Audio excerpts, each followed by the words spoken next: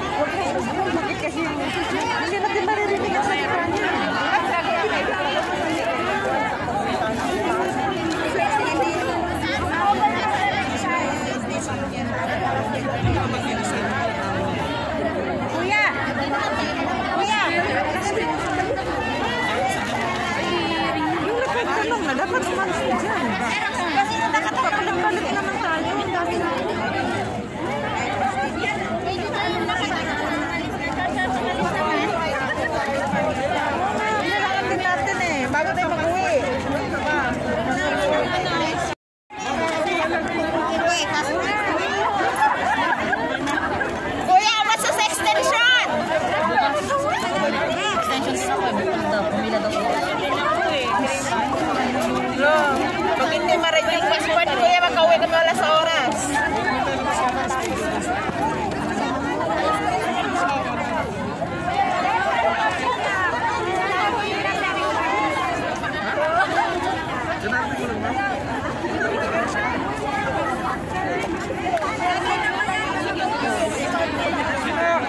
Lahat ng expired, pipila ulit bukas dito. At first come, first serve sa 100.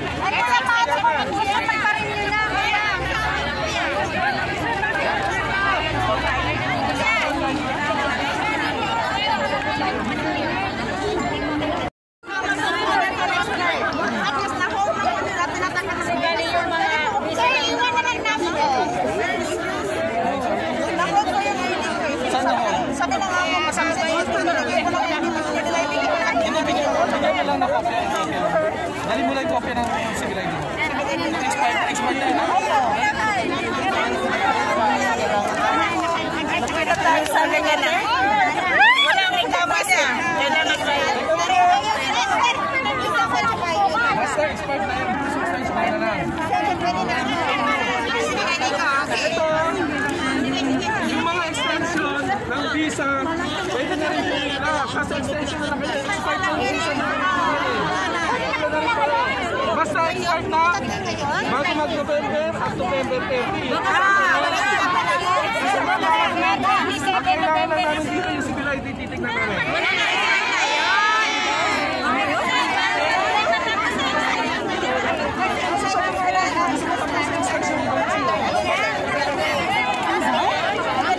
Civil ID daw, titingnan nila. Ano daw sabi ni Kuya? Ba't di ka narinig?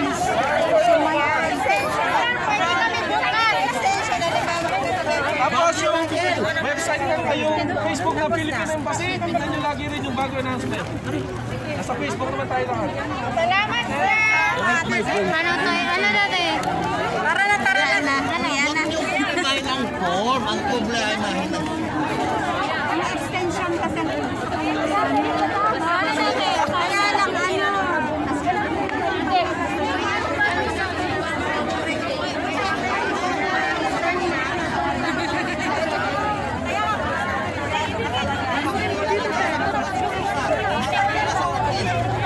Kuya, excuse me. Mag-walk-in ka na papunta sa bahay. Hindi ka mag-open.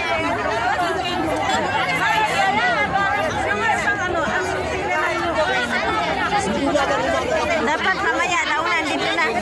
Alas 4. Dala ka ng kumot.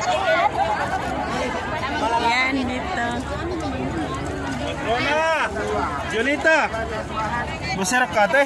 Hindi, mayroon ako. Kuya Bekeng first 100.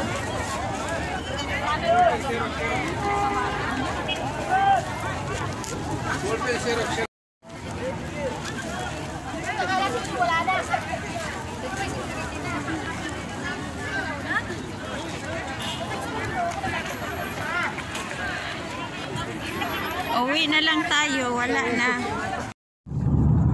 Pauwi na ako, guys. Alam niyo, ang dami-daming tao doon.